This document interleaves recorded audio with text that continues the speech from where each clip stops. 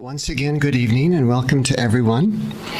And again, for those of you who do not know me, my name is Dharana, and I'm visiting this evening from our ashram outside of Pune towards Lavasa. It's a joy to be here. I mentioned earlier also that the theme of this evening is on the topic of devotion. And so I want to read a few words that Swami Kriyananda writes about this topic in the book Affirmations and Prayers. Swamiji says, "No good end is ever reached without devotion. No true success is achieved unless the heart's feelings are involved. Willpower itself is a combination of energy and feeling, directed toward fulfillment. In the quest for God, the unfolding of the heart's natural love in the form of deep devotion is the prime requisite for success. Without devotion, not a single step can be taken toward Him. Devotion is no sentiment. It is the deep longing to commune with and know the only reality there is." Before I get started on devotion so much, I wanted to also pay a moment to honor the birthday of Mahatma Gandhiji. Gandhiji had a significant influence on my thinking before I found the spiritual path, and I'm sure he also, when I saw the movie that came out by Richard Attenborough, and when I followed that up by reading his autobiography, a story of my experiments with truth, I think that was the title. It had a deep influence on me, and I had a great respect for all Indians all of a sudden. And it may not have had that much to do with my coming on this particular path, but it certainly had a lot to do with my openness to Indian teachings and teachings of truth. And I was very moved the year that I found Ananda, during the first pilgrimage that I came to India, to be able to visit one of the places where Mahatma Gandhiji's ashes were said to be enshrined in Delhi. So I have a few quotes from Gandhiji, not exactly on devotion, but as close as I could find.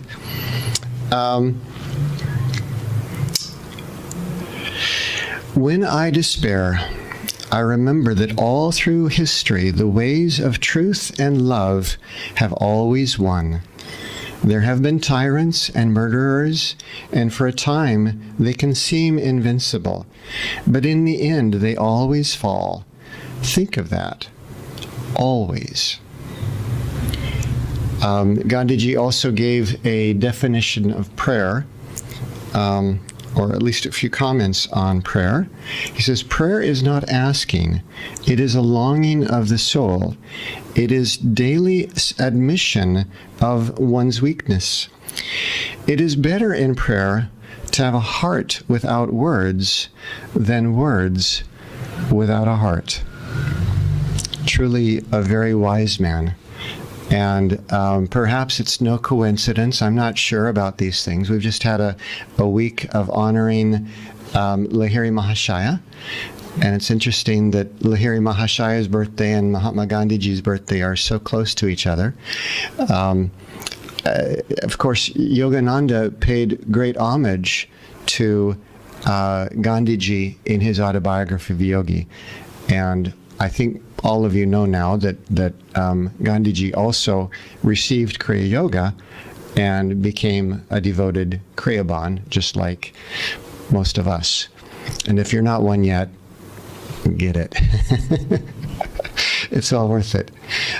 So my thoughts on devotion are the thoughts of an over-intellectual struggling with devotion.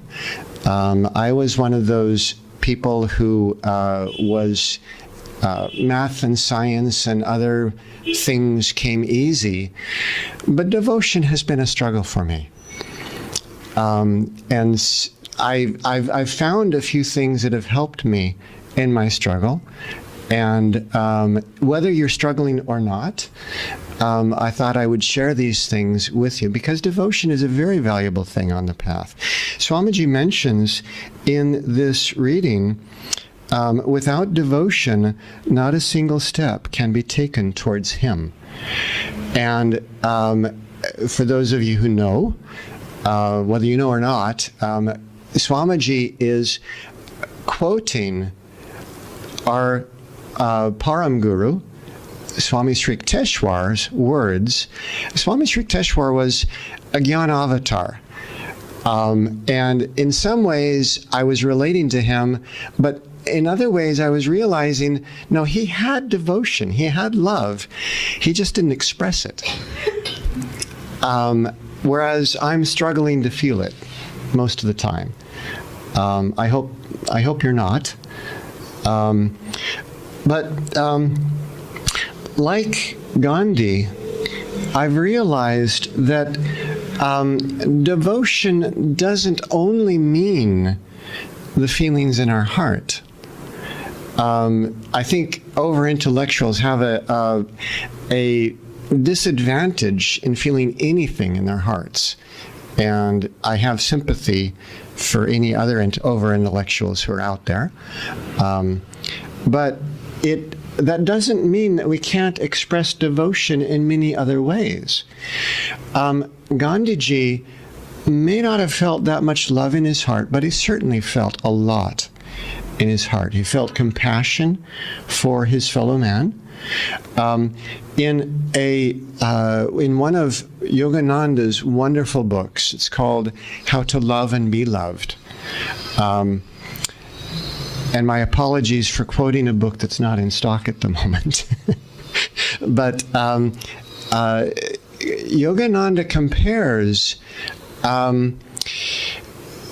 or he says that we need to expand the feelings of our heart, not to only feel what's in our heart, but to feel what's in other people's hearts. And feel the pain, the suffering, the fulfillments, the joys in those other hearts. And gradually by feeling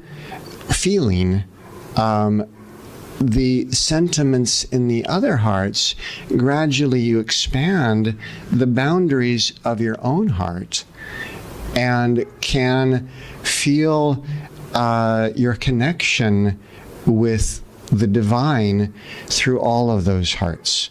So this is one of Yogananda's statements about developing devotion, and I find it very helpful because I work at a retreat center, and guests are often coming in, and guests are almost always have some confusion or some delusion, or they're wanting some clarification. And it's a joy to be able to share Yogananda's teachings with these people and to be a channel in offering these things that will quench the thirst that they feel in their hearts. It was a little frustrating in this respect. A few weeks ago, we had a group from a large group. Nothing wrong with the group, but it was a group, and they had their own teachings. And from the get-go, it was understood that they weren't coming here for our teachings, and they didn't want to know anything about our teachings. And it was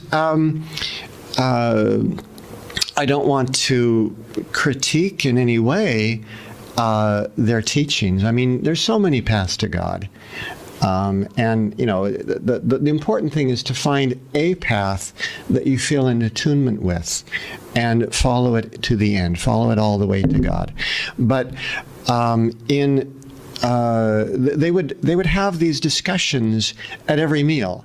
And so I was listening to their discussions, and by the end of it, I was so thankful for our teachings and so thankful for these attitudes on devotion. And even Sri Yukteswar saying that devotion is so essential. Even though I struggle with it, I can feel that, yes, it is important. Sri Yukteswar was not alone in saying that, or emphasizing the importance of devotion.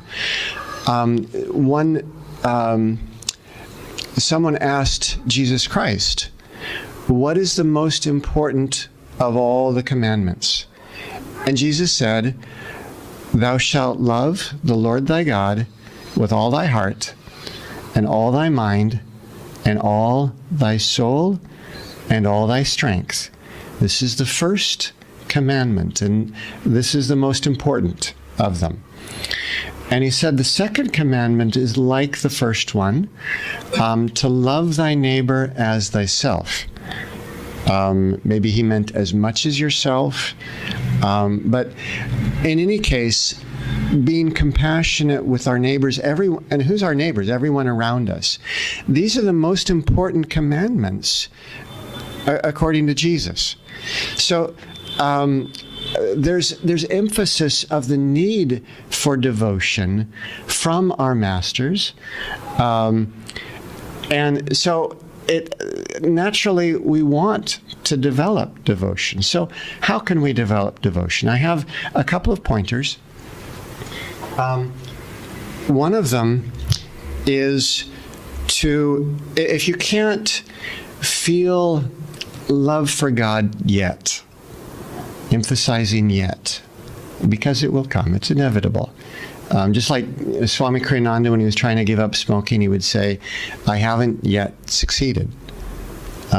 So it's important to have that attitude. If you cannot feel devotion, if you cannot feel love in your heart, at least behave with compassion, as Yogananda was saying. At least behave with complete sincerity. At least try to share what you can of God's love to everyone else, even if you can't feel much yourself. That's a different kind of devotion. Gandhiji was devoted to truth and to justice for everyone.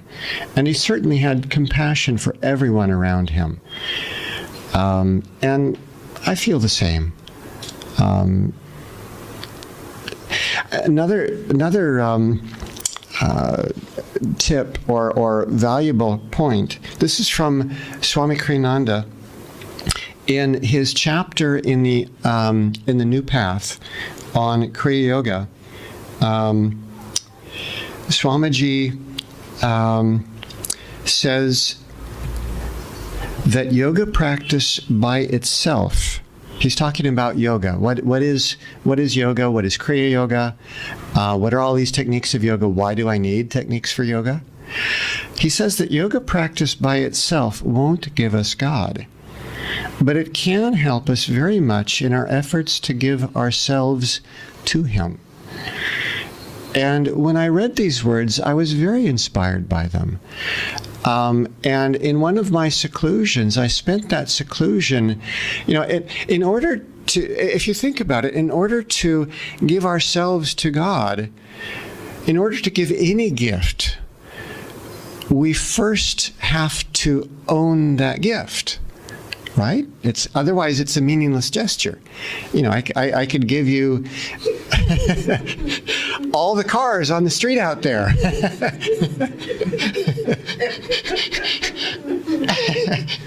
And you would know that I was deluded or strange or something. I don't own them, so it's a meaningless gesture to say, "Oh, I give you all these cars."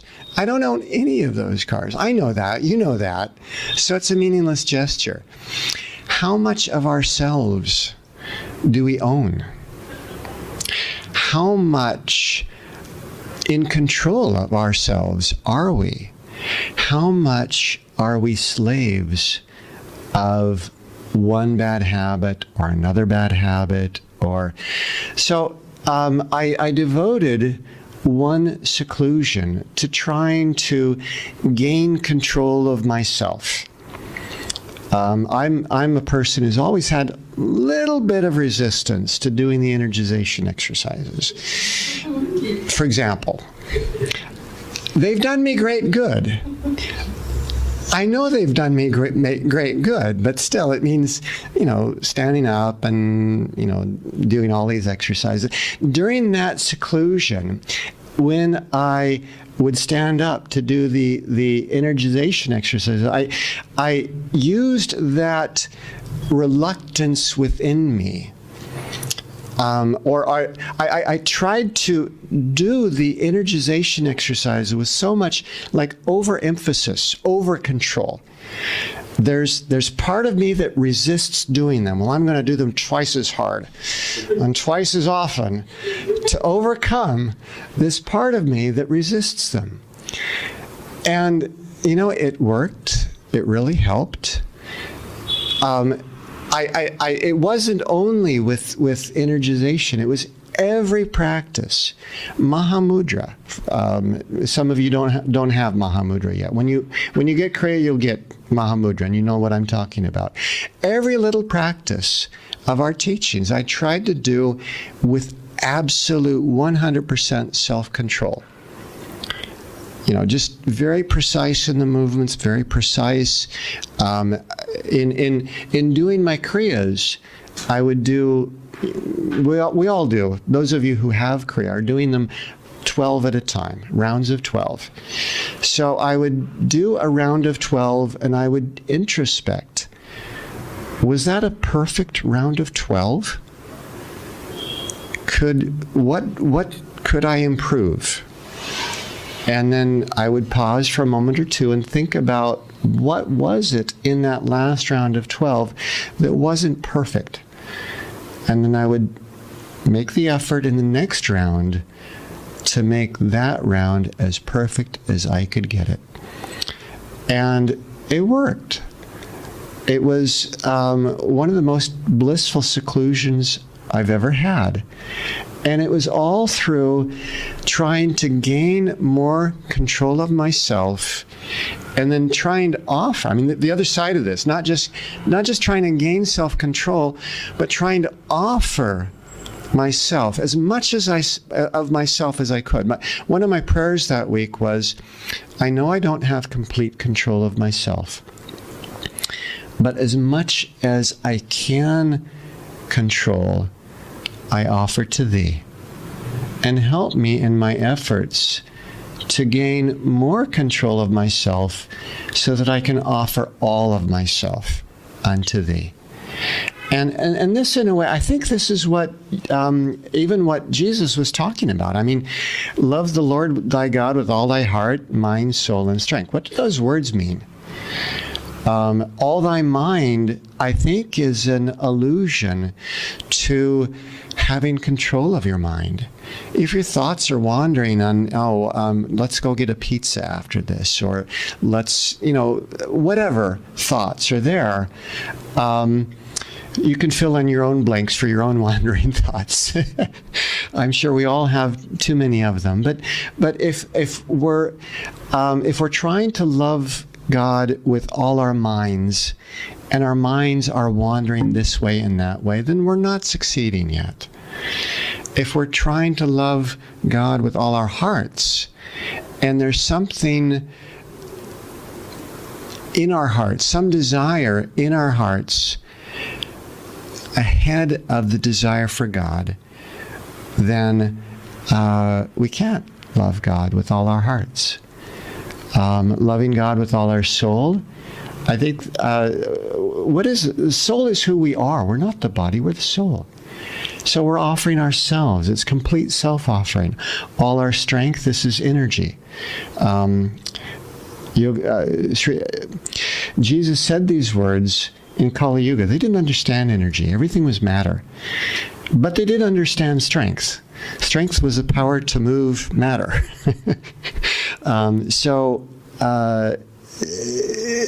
But in today's age, we can offer all our energy.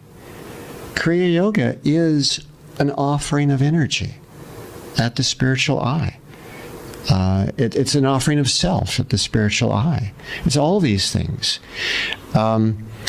So these are ways of gaining control of yourself so that you can offer yourself. And in that, you get you get a response. By the end of that week of seclusion, I was getting more and more response from God, because God could see that I was sincere and persistent. I spent the whole weekend. Actually, I caught up on my sleep the first day or so, but after that, I was really focused on that, and it paid off. And I'm sure it can pay off for you too. I'm sure these things are universal. I didn't notice at first. Also in the New Path, it also says, to develop love for God, the first prerequisite is that no other desire divert its flow from Him. Recently, I went back to that chapter to reread the words that I'd found so inspiring, and I found these other words, and I realized, I thought inside, is there any desire other than a desire for God? And I hope this is not true for you, but it was true for me. There were still some other desires. Some of them were good desires. Desires that reflected concern for all, but they weren't pure yet. And so I realized I need to work on purifying those desires so that they can be reflections of God's desire for me, not my desires, but help me to be a channel for God and Guru to bless everyone in whatever way God wants to use this body, this soul, this willpower, this intellect, all that I am, all that I can offer to God, and help me to get my desires out of the way, or at least purify them so that there's no selfish motives left in there. And I found that this was very helpful. One thing occurred to me as we were meditating, and fortunately I'm happy to say that in chanting with all of you, I was able to feel a little something in my heart. For an over-intellectual like me, that's a very big step. And one of the things that I realized is that it's my job to keep my heart open. We started with the chant, door of my heart, open wide I keep for thee. That's my job, to keep my heart open. It's not my job to worry about whether I feel love or not. It's not my power to love. It's God's power to fill me with love when I have sufficiently gotten myself to a place where I merit that blessing. In our How to Meditate classes, which I give a lot of at the retreat. I'm scheduled to give another one tomorrow. I gave one yesterday. Anyway, I often tell people, Your job is to show up, try to still the mind, and in that stillness of your mind, try to perceive God's presence. And don't worry about whether God comes to you as peace or joy or love or any of the other manifestations of God. You know what they are, I'm pretty sure. Our job is to just keep showing up and doing what we can sincerely and holding our hearts open. One other technique that's valuable is chanting. Yogananda said chanting is half the battle. It was a big disappointment to realize at the end of this monsoon season, I'd moved my harmonium into a place where we could use it for sadhanas in another location. And it was very disappointing to me to realize that that was a very damp location. And my harmonium, during the time that it sat there, during the monsoon, it had filled with mold. And now when I pump the bellows to play a devotional song, I'm filled with this mold smell coming up. So high on my priority list is opening that harmonium, cleaning out all the mold so I can get back into my devotional chanting. I've not done as much with that as it deserves. And I'm happy to be chanting in Swamiji's house. There's another harmonium that's clean, doesn't smell. We were using it all through the monsoon. I think that's why it's cleaner. And probably the devotional chanting had some influence on it remaining immune to the mold. I think there's a connection there. I'm not positive, but on some level, it was appreciated. My harmonium, meanwhile, was getting a little neglected. So that's the